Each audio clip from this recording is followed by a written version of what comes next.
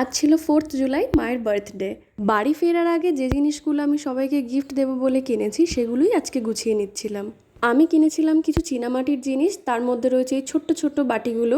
এগুলোতে tomato sauce বা মিউনিস serve করার জন্য ভীষণ সুন্দর দেখতে এগুলো। এই যে এটা আমি কিনেছি, এটা আমি বেসিক্যালি খাবার টেবিলে নুন রাখার জন্য কিনেছি। এটা দেখতে যেমন সুন্দর, এর ডিজাইনটাও খুব সুন্দর। এখানে আমি আরও দুটো চীনামাটির পাত্র কিনেছিলাম, যেখানে আমি চিনি এবং চা এখন সুন্দর করে সাজিয়ে রাখি। যেখানেই ঘুরতে যাই না কেন একটা ম্যাগনেট কিন্তু আমরা কালেক্ট করার চেষ্টা করি। বাবুর জন্য কিনেছিলাম একটা গাড়ি আর শার্পনার আর একটা eraser.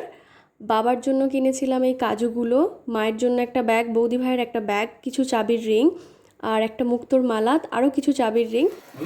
Happy birthday to you, happy birthday dear মা, হ্যাপি বার্থডে টু ইউ।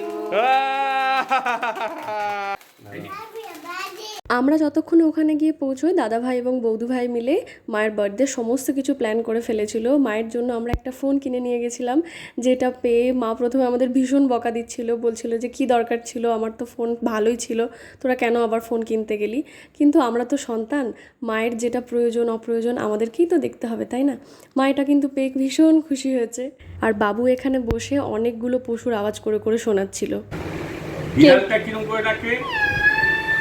আর ছাগলটা কেমন করে ডাকে বাবু? আর কাকটা কিরকম করে ডাকে?